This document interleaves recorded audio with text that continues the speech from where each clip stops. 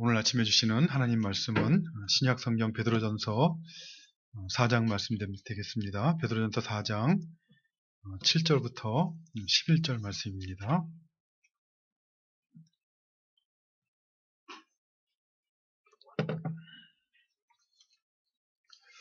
오늘 본문 말씀 베드로전서 4장 7절부터 11절 말씀 찾으신 줄 알고 봉독해 드리겠습니다. 만물의 마지막이 가까이 왔으니 그러므로 너희는 정신을 차리고 근신하여 기도하라. 무엇보다도 뜨겁게 서로 사랑할지니 사랑은 허다한 죄를 덮느니라. 서로 대접하기를 원망 없이 하고 각각 은사를 받은 대로 하나님의 여러 가지 은혜를 맡은 선한 청지기 같이 서로 봉사하라. 만일 누가 말하려면 하나님의 말씀을 하는 것 같이 하고 누가 봉사하려면 하나님이 공급하시는 힘으로 하는 것 같이 하라. 이는 범사에 예수 그리스도로 말미암아 하나님이 영광을 받으시게 하려 함이니 그에게 영광과 권능이 세세에 무궁하도록 있느니라. 아멘. 오늘은 우리가 지난주에 이어서 마지막 때를 사는 신자의 지혜에 대한 교훈을 오늘 본문 말씀을 통해 계속해서 살펴보도록 하겠습니다. 요한복음 8장 12절 말씀을 보면 예수님께서는 제자들에게 말씀하시기를 나는 세상의 빛이니 나를 따르는 자는 어둠에 다니지 아니하고 생명의 빛을 얻으리라 라고 말씀하셨습니다. 그러니까 나는 세상의 빛이니 나를 따르는 자는 어둠에 다니지 아니하고 생명의 빛을 얻으리라는 이 말씀의 의미는 무엇이겠습니까?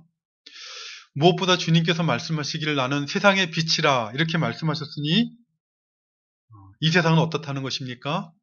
이 세상은 주님이 없는 세상은 어둠 속에 처해 있는 세상이다. 이런 말씀입니다. 나는 세상의 빛이라는 이 주님의 말씀이 진리의 말씀이라면 예수님이 없는 세상, 예수님을 부인하거나 예수님을 대적하는 세상은 어두움에 처해 있다는 것입니다.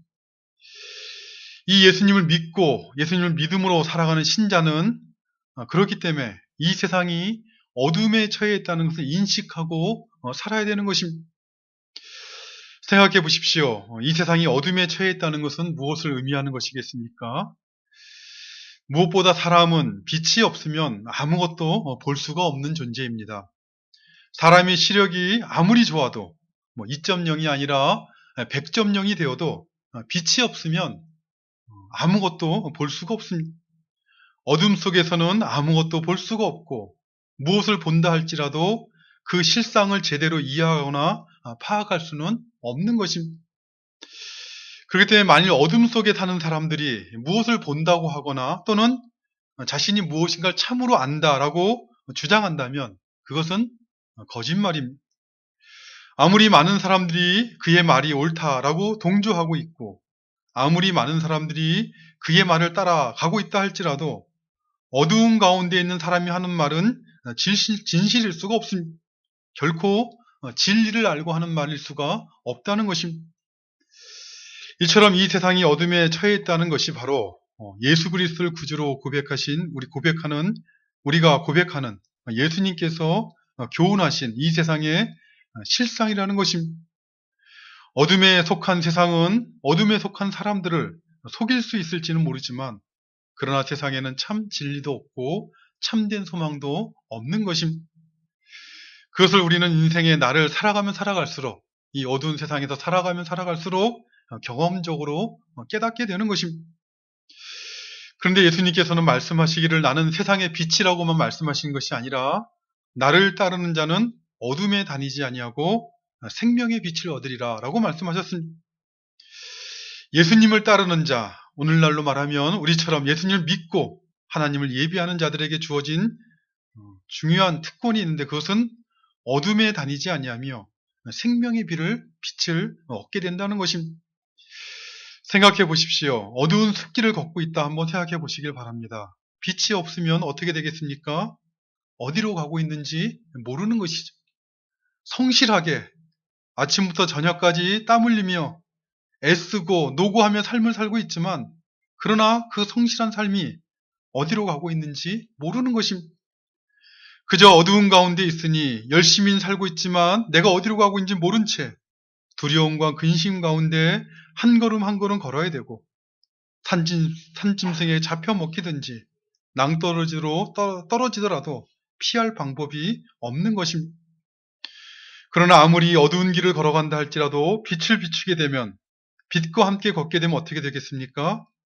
걸어야 할 길을 환히 보면서 걷는 것입니다.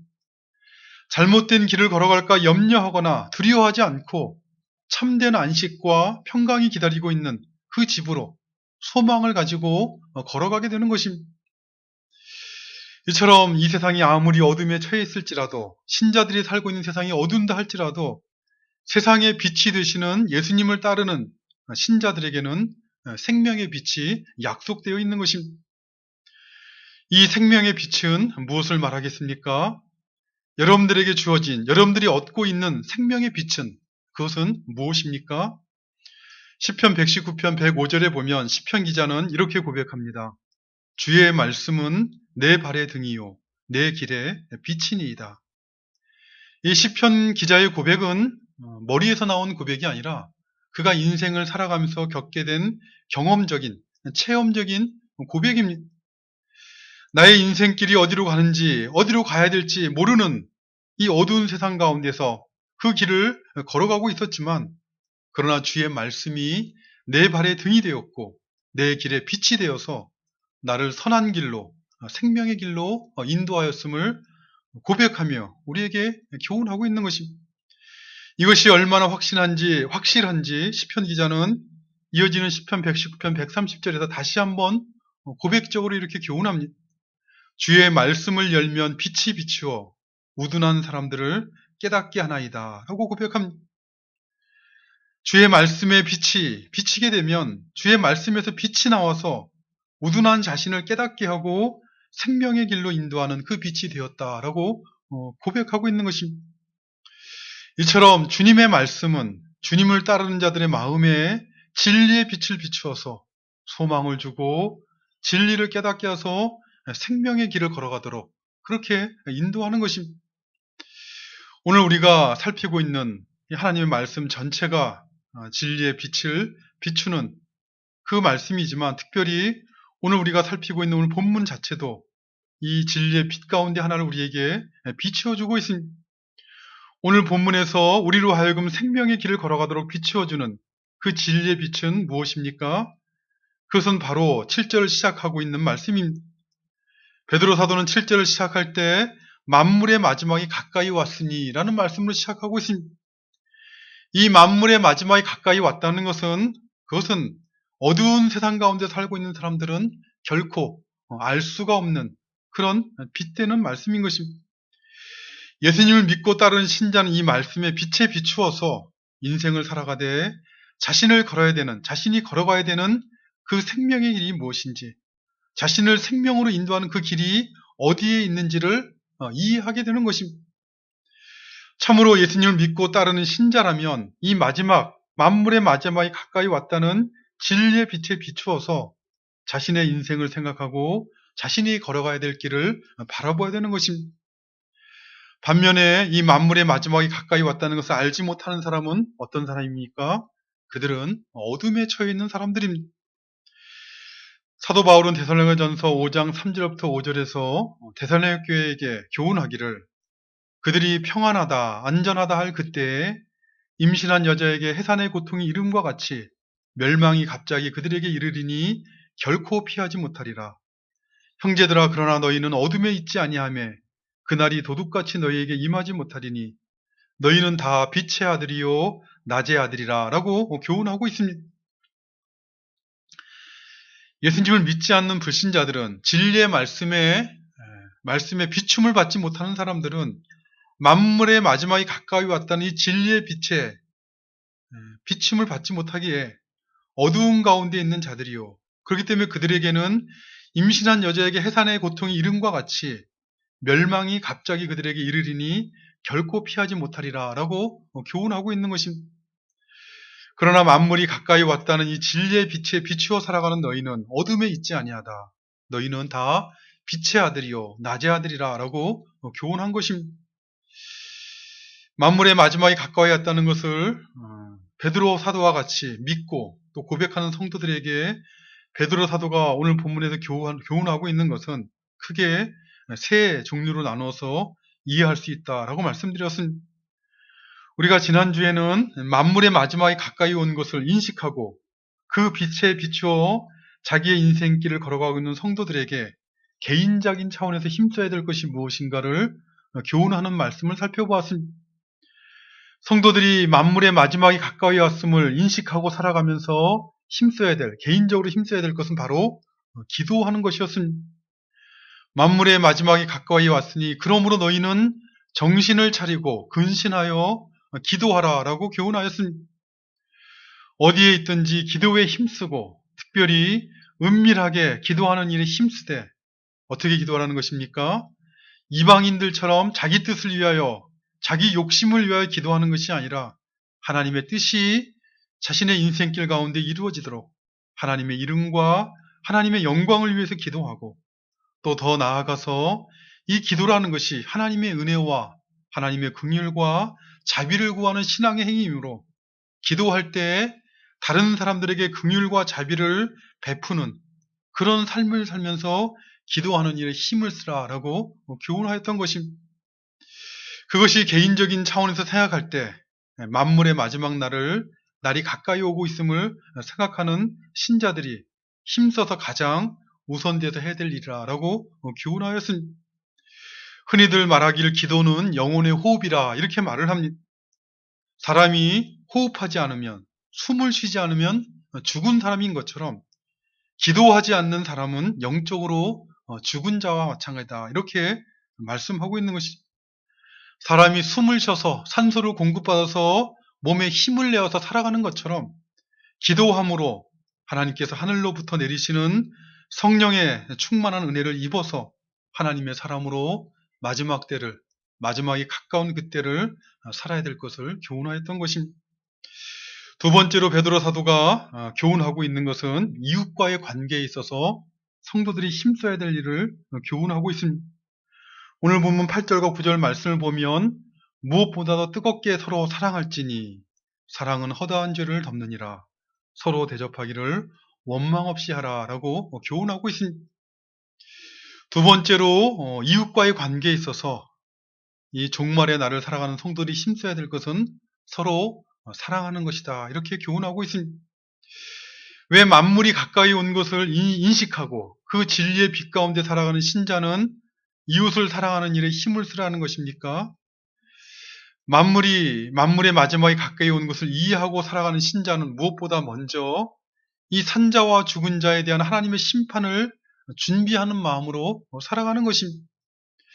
마치 노아 시대의 홍수 심판에 대한 하나님의 말씀을 듣고 그 심판을 준비하는 마음으로 노아가 방주를 지었던 것처럼 만물의 마지막이 가까운 그날을 살고 있는 것을 이해하고 산자와 죽은 자를 심판하실 그 하나님의 심판의 말씀을 듣고 준비하는 신자들은 그날을 준비하는 마음으로 이웃과의 관계 속에서 자기 인생을 살아가는 것입니다. 그 이웃과의 관계 속에서 신자들이 살아야 되는 그 중요한 내용이 바로 서로 사랑하는 것이다 라고 교훈하고 있는 것입니다. 우리가 신앙생활할 때 특별히 유념해야 될 것 중에 하나는 이 산자와 죽은 자를 주께서 재림하셔서 심판하실 때 그 심판의 기준은 단순히 그가 인생을 살아가면서 예수님을 믿었느냐 안 믿었느냐 하는 것이 아니라 그의 행위가 어떠했는가 하는 것을 기준으로 삼는다는 것입니다. 그가 교회에 다니며 신앙생활을 했는가 하지 않느냐 하는 것이 그 기준이 아니라 그가 어떤 삶을 살았는가 하는 것이 산자와 죽은 자를 심판하신 그 심판의 기준이라는 것입니다. 마태복음 16장 27절 말씀을 보면 예수님께서는 제자들에게 교훈하시기를 인자가 아버지의 영광으로 그 천사들과 함께 오리니 그때 각 사람이 행한 대로 갚으리라 라고 말씀하셨습니다. 인자 대신 주님께서 심판주로 이 땅에 다시 오실 때 하늘의 영광을 가지고 오셨을 때 그때 각 사람이 행한 대로 갚으시겠다는 것입니다. 사도 바울도 로마서 2장 6절부터 8절에 보면 분명하게 교훈하였습니다. 하나님께서는 각 사람에게 그 행한 대로 보응하시되 참고 선을 행하여 영광과 존귀와 썩지 아니함을 구하는 자에게는 영생으로 하시고 오직 당을 지어 진리를 따르지 아니하고 불의를 따르는 자에게는 진노와 분노로 하시리라 라고 교훈하였습니다. 그렇기 때문에 사람이 행위가 아니라 믿음으로 구원을 얻는다라고 이렇게 가르쳤던 사도 바울은 고린도전서 6장 9절부터 10절에서 고린도 교회에게 이렇게 교훈합니다. 불의한 자가 하나님의 나라를 유업으로 받지 못할 줄을 알지 못하느냐. 미혹을 받지 말라. 음행하는 자나 우상 숭배하는 자나 간음하는 자나 탐색하는 자나 남색하는 자나 도적이나 탐욕을 부리는 자나 술 취하는 자나 모욕하는 자나 속여 빼앗는 자들은 하나님의 나라를 유업으로 받지 못하리라. 그러니까 불의한 자가 하나님의 나라를 유업으로 받지 못한다는 것은 그것은 그 불의한 자들은 구원받지 못한다는 것이죠. 너희들이 계속해서 이렇게 우상 숭배를 하고 간음을 행하고 도적질을 하고 계속해서 술 취하고 남의 것을 속여 빼앗는 그 일을 계속해서 하는 자들은 결코 하나님의 나라를 유업으로 받지 못한다는 것입니다. 근데 베드로 사도 바울은 특별히 그들에게 교훈할 때 너희가 미혹을 받지 말라라는 말씀을 하고 있습니다. 왜 미혹을 받지 말라는 것입니까? 믿음으로, 행위가 아니라 믿음으로 구원을 얻는다 이렇게 가르치니 그들이 이해하기를 우상 숭배를 하더라도 이런 행위들, 탐욕을 부리거나 또는 간음을 행하거나 음행을 하거나 이런 행위를 하더라도 믿음이 있으면 구원을 받을 것이다 라고 하는 이런 잘못된 가르침으로 미혹하는 자들이 그 시대부터 있어 왔기 때문에 베드로 사도는 미혹받지 말라라는 말을 덧붙이고 있는 것입니다. 물론 행위 구원을 성경이 교훈하고 있는 것은 절대로 아닙니다. 죄인들은 행위가 아니라 하나님의 은혜로만 구원을 받습니다. 그런데 하나님께서 구원의 은혜를 베푸실 때 하나님은 무엇보다 먼저 예수 그리스도를 믿는 믿음을 성도들의 심령 가운데 심어주시고 그 믿음으로 구원을 받게 하십니다. 그런데 하나님께서 은혜로 주신 그 믿음은 죽은 믿음이 아니라 살아서 역사하는 믿음입니다. 내가 믿겠다라고 해서 믿는 사람 안에서 나오는 자의적인 믿음이 아니라 하나님께서 은혜로 주신 그 믿음은 살아있는 믿음이라는 것이죠. 그래서 그 믿음은 하나님의 뜻이 무엇인가를 분별하게 하고 그래서 하나님의 말씀에 순종하는 열매를 맺게 하는 그런 믿음입니다. 그렇기 때문에 야고보서 2장 26절에서 교훈하기를 영혼 없는 몸이 죽은 것 같이 행함이 없는 믿음은 죽은 것이다 라고 교훈하는 것입니다. 하나님의 말씀에 대한 순종이라는 이 행함이 없는 믿음은 죽은 것이라 라고 교훈하였습니다. 그러니 순종이 없는 믿음, 그 죽은 믿음으로 구원을 받을 수 있겠습니까? 스스로 속는 것입니다. 스스로 속아서 신앙생활하는 사람들이 미혹되어서 신앙생활하는 사람들이 얼마나 널리 펼쳐 있습니까? 하나님의 심판대에서는 믿었는가를 기준으로 심판하시는 것이 아니라 하나님께서 주신 믿음의 열매, 순종의 열매가 있는가 없는가를 기준으로 하신다는 것을 성경이 분명하게 교훈하고 있고 그렇기 때문에 하나님은 각 사람이 행한 대로 갚으신다라고 말씀하고 있는 것입니다. 그렇다면 이웃과의 관계에서 참 믿음으로 살아가는 신자들이 하나님이 주신 믿음으로 살아가는 신자들이 맺어야 되는 열매는 무엇입니까? 그것은 바로 사랑이라는 것이죠. 마태복음 22장에 보면 예수님께서는 율법 중에 어느 계명이 크니까? 라고 묻는 율법사에게 대답하시기를 내 마음을 다하고 목숨을 다하고 뜻을 다하여 주 너희 하나님을 사랑하라 하셨으니 이것이 크고 첫째 되는 계명이요 둘째도 그와 같으니 내 이웃을 내 자신같이 사랑하라 하셨으니 이 두 계명이 온 율법과 선지자의 강령이니라 라고 교훈하셨습니다. 하나님을 향해서는 하나님을 사랑하되 마음과 목숨과 뜻을 다하여 사랑하고 이웃을 향해서는 이웃을 사랑하되 내 자신같이 사랑하라 라고 교훈하신 것입니다. 요한복음 13장 34절과 35절 말씀을 보면 십자가를 앞두신 주님께서도 제자들에게 이렇게 교훈하셨습니다. 새 계명을 너희에게 주노니 서로 사랑하라. 내가 너희를 사랑한 것 같이 너희도 서로 사랑하라. 너희가 서로 사랑하면 이로써 모든 사람이 너희가 내 제자인 줄을 알리라. 사도 요한은 요한일서 4장 20절부터 21절에서 교훈하기를 누구든지 하나님을 사랑하노라 하고 그 형제를 미워하면 이는 거짓말을 하는 자니 보는 바 그 형제를 사랑하지 아니하는 자는 보지 못하는 바 하나님을 사랑할 수 없느니라. 우리가 이 계명을 주께 받았나니 하나님을 사랑하는 자는 또한 그 형제를 사랑할지니라. 매우 왜곡된 신앙 중에 하나가 하나님을 사랑한다고 하면서 보이는 그 형제를, 이웃을 사랑하지 않는 것입니다. 하나님을 사랑한다고 하면서 이웃을 비난하고 정죄하고 이웃을 멸시하고 이웃의 인격을 무시하고 이런 매우 왜곡된 신앙이 이미 초대교회부터 있어 왔던 것을 알기 때문에 사도 요한은 교훈하기를 형제를 사랑하지 않는 사람은 보는 바 형제를 사랑하지 않는 자는 보지 못하는 바 하나님을 사랑할 수 없다라고 교훈하고 있는 것입니다. 하나님만 사랑한다라고 하고 그 형제를 미워하면 이는 거짓말을 하는 자다라고 분명하게 교훈한 것입니다. 그렇다면 어떻게 하는 것이 사랑하는 것입니까? 우리가 가정에서 자식도 사랑하고 배우자도 사랑한다고 하는데 어떻게 하는 것이 사랑하는 것입니까? 특별히 종말론적인 교훈을 하는 베드로 사도는 오늘 본문 안에서 이 사랑과 관련해서 두 가지 내용으로 나누어서 교훈을 하고 있습니다. 그 하나는 소극적인 것인데 그것은 바로 죄를 덮는 것이요. 다른 하나는 보다 적극적인 것인데 바로 대접하는 것이다 라고 교훈하고 있습니다. 8절 말씀을 보면 무엇보다도 뜨겁게 서로 사랑할지니 사랑은 허다한 죄를 덮느니라 이렇게 말씀하고 있습니다. 사람들이 하는 사랑에 보면은 사랑에는 여러 종류가 있고 또 여러 방식들이 있습니다만은 오늘 본문에서 종말의 시대를 살아가는 성도들이 이웃에게 베풀어대는 사랑의 가장 근본적이고 기본적인 특징은 바로 허다한 죄를 덮는 것이다 라고 교훈하고 있는 것입니다. 그들의 죄를 들추어내지 말고 덮어주고 없었던 것을 없었던 것처럼 용서하라는 것이 주 앞에서 다른 사람의 죄를 덮어주지 못하면서 사랑한다라고 말하지 말라는 것입니다. 물론 쉽지가 않습니다. 잘못한 그가 사과라도 한다면 용서할 수 있을 것 같은데 사과도 하지 않는 사람은 어떻게 용서한다는 말입니까? 아니 자기가 무슨 죄를 지었는지 알지도 못하는 것 같은데 내가 자기로 말미암아 얼마나 큰 상처를 입었는지 알지도 못하는 것 같은데 어떻게 덮어준다는 말입니까? 라는 생각이 우리 안에 들 수 있을 것입니다.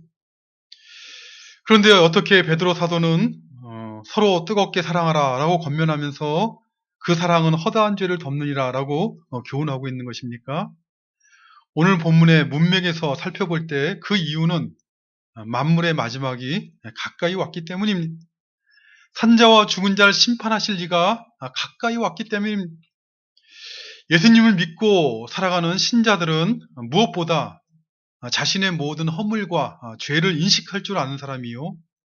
자신 안에 있는 모든 허물과 죄가 그리스도 안에서 베푸신 하나님의 은혜와 사랑으로 덮어진 것을 고백하는 사람들입니다. 십자가에서 예수님께서 흘리신 피로 나의 모든 죄를 대속하여 주셨음을 믿고 고백하는 사람들입니다.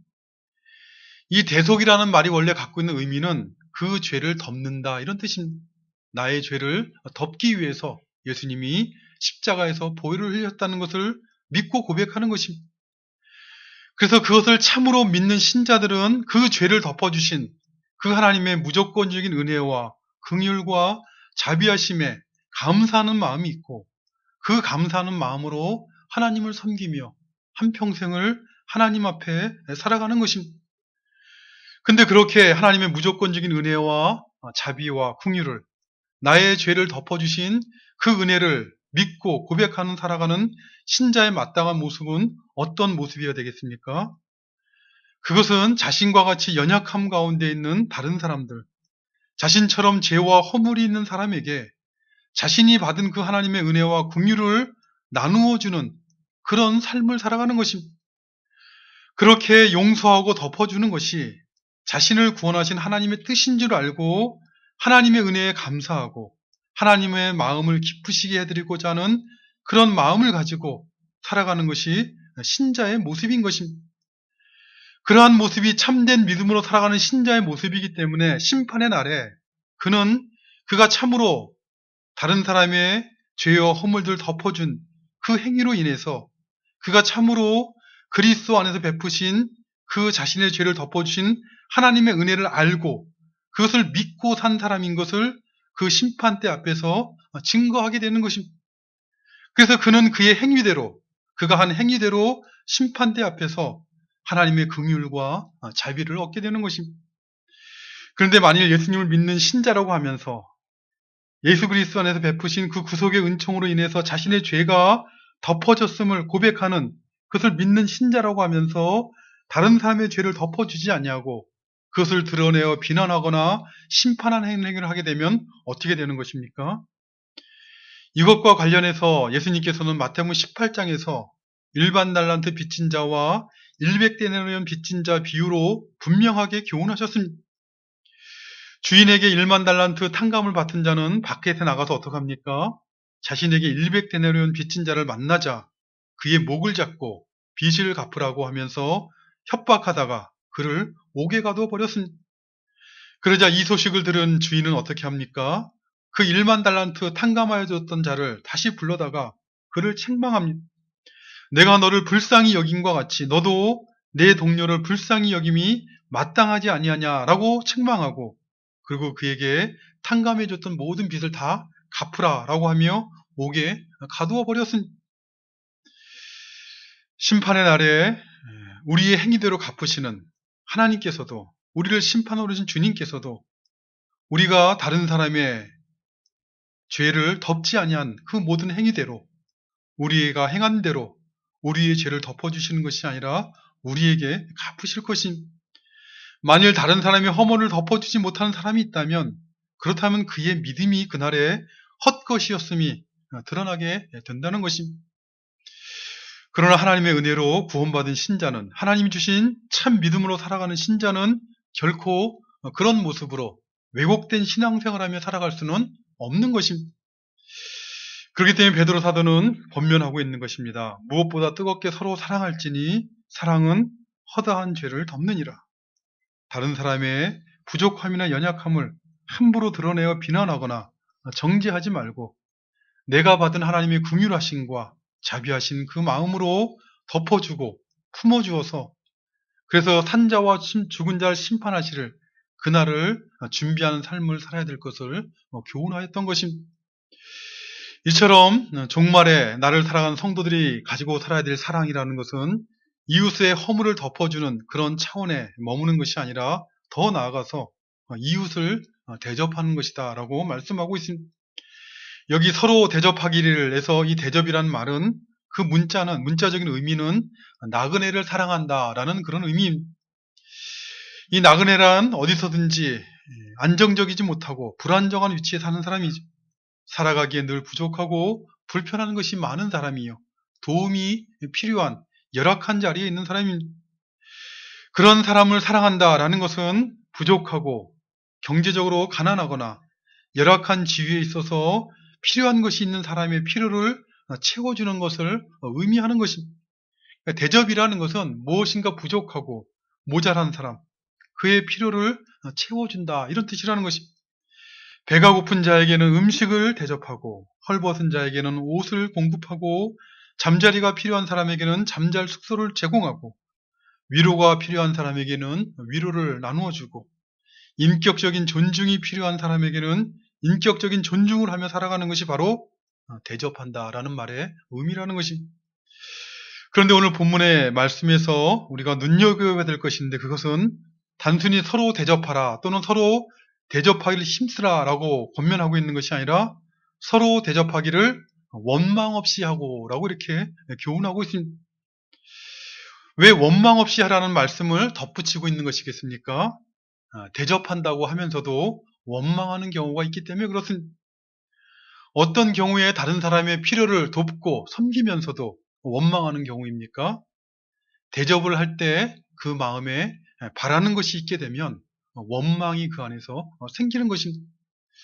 내가 이렇게 해주면 저 사람이 나중에 이렇게 해주겠지라고 바라면서 대접을 하는데, 그런데 그가 그렇게 대접한 나에게 칭찬의 말도 하지 아니하고 또는 후에 내가 어떤 필요가 있을 때 내가 원하는 대로, 내가 바라는 것대로 해주지 않으면, 그러면 어떻게 되는 것입니까? 내가 그 전에 너를 위해서 얼마나 수고하고 내가 희생하면서 이렇게 했는데 나에게 이럴 수가 있냐라고 생각하며 마음에 원망이 생기는 것입니다. 그럴 때 그렇게 하는 대접, 그렇게 나름대로 수고하며 희생하며 한 대접은 그것은 사랑으로 한 것이 아니라 비즈니스를 한 것이죠. 사랑에서 나온 것이 아니라 계산에서 나온 것입니다. 그렇기 때문에 자기 계산대로 되지 않기 때문에 원망을 하는 것입니다.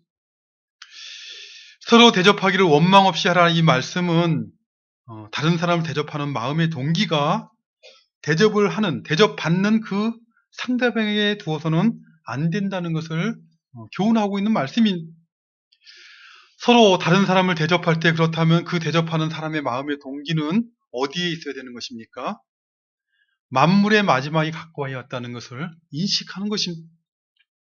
그리고 산자와 죽은 자를 심판하실 주님을 바라보는 것입니다. 다른 성도들에 대한, 다른 사람, 이웃을 대접하는 그 대접에 대한 모든 보상은 사람에서가 아니라 그날에 각 사람의 행위대로 심판하실 주님으로부터 받게 된다는 것을 인식해야 된다는 것이죠. 마태복음 25장을 보면 이제 십자가를 지시고자 예루살렘에 올라가신 예수님께서는 제자들에게 이 종말론적인 천국에 대한 비유들, 예수님이 오실 때 그때 이 천국의 모습이, 하나님의 나라가 이 땅에 어떤 모습으로 와 있을 것인가를 교훈하시는 그 종말론적 천국 비유를 세 가지로 나누어서 교훈하셨습니다. 흔히들 열처녀 비유, 달란트 비유, 그리고 양과 염소 비유로 알려진 이 세 가지 비유의 교훈의 말씀을 주시는데, 그 중에 마지막인 이 양과 염소 비유를 보면 하늘의 영광을 가지고 천사들과 함께 이 세상을 심판하실 심판주로 오시는 주님은 모든 민족을 그 앞에 모이고 그들을 양과 염소로 구분하신다, 이렇게 말씀하신. 그리고 그 오른편에 있는 양의 자리에 있는 자들에게 말씀하시기를 내 아버지께 복받을 자들이여 나와서 창세로부터 너희를 위하여 예비된 나라를 상속받으라. 내가 줄일 때 너희가 먹을 것을 주었고 목마를 때 마시게 하였고 나그네 되었을 때 영접하였고 헐벗었을 때 옷을 입혔고 병들었을 때 돌보았고 옥에 갇혔을 때 와서 보았느니라, 이렇게 말씀하심. 그러자 그 자리에 있는 양의 자리에 있는 의인들이 대답하기를 주여 우리가 어느 때 주께서 줄이신 것을 보고 음식을 대접하였으며 목마르신 것을 보고 마시게 하였나이까. 어느 때 나그네 되신 것을 영접하였으며 헐벗으신 것을 보고 옷 입혔나이까. 어느 때 병드신 것이나 옥에 갇힌 것을 보고 가서 배웠나이까, 라고 이렇게 대답을 합니다. 그래서 주님께서 뭐라고 말씀하십니까? 내가 진실로 너희에게 이르노니 너희가 여기 내 형제 중에 지극히 작은 자 하나에게 한 것이 곧 내게 한 것이니라, 라고 말씀하셨습니다. 이 양의 자리에 있는, 의인의 자리에 있는 이 사람들은 자신이 다른 사람들을 섬기고 그들의 필요를 도왔음에도 불구하고 그들의 마음에는 자신이 다른 사람을 돕고 섬기고 오늘 본문에 있는 것처럼 다른 사람을 대접하였다는 것조차 기억하지 못하고 있는 것이죠. 그런데 그 마지막 날에 주님께서 그것을 기억하시고 말씀하시는 것입니다. 여기 있는 내 형제 중에 지극히 작은 자 하나에게 한 것이 곧 내게 한 것이다, 라고 말씀하시는 것입니다. 참으로 그렇습니다. 우리가 주님을 섬긴다고 할 때 그것은 어떤 종교적인 명분이 있는 일들을 하는 것만을 의미하는 것이 아니라 우리 곁에 있는 지극히, 우리 이웃 가운데 지극히 작은 자 한 사람, 우리 가정에서, 우리 교회에서, 그리고 우리가 생활하는 삶의 터전에서 필요한 것이 있는 지극히 작은 자 한 사람에게 한 것이 바로 주님에게 한 것이다, 라고 말씀하고 있는 것입니다. 우리가 세상의 모든 사람들, 모든 이웃들에게 다 사랑을 베풀어야겠지만, 그러나 멀리 있는 사람보다 먼저 가장 가까운 이웃인 가족으로부터 시작해서 함께 신앙생활하는 신앙의 공동체 안에 성도들에게 사랑하는 일에, 사랑을 베푸는 일에 깨어서 만물의 마지막 때를 진리의 빛 가운데 살아가는 우리가 되시기를 바랍니다. 노아가 방주를 준비한 것처럼 마지막 때를 살아가는 우리들은 무엇을 준비해야 될 것인가?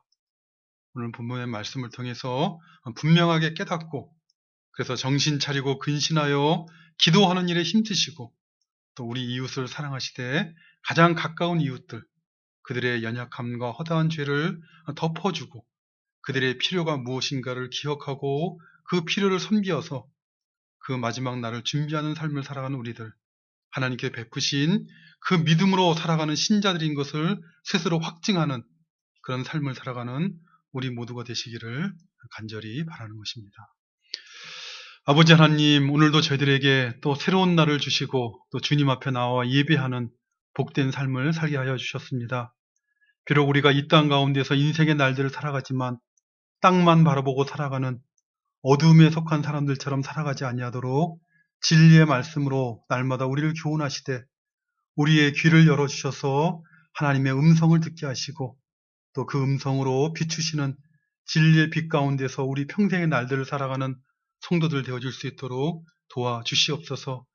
우리가 이 땅에서 영원한 삶을 살아가는 것이 아니라 참으로 짧은 인생의 날들을 살아가고 있다는 것을 기억하고 그 인생의 날들을 계수하며 하루하루를 살아가며 노아가 방주를 준비한 것처럼 그 마지막 날을 준비할 줄 아는 저희들 되어줄 수 있도록 도와주시옵소서.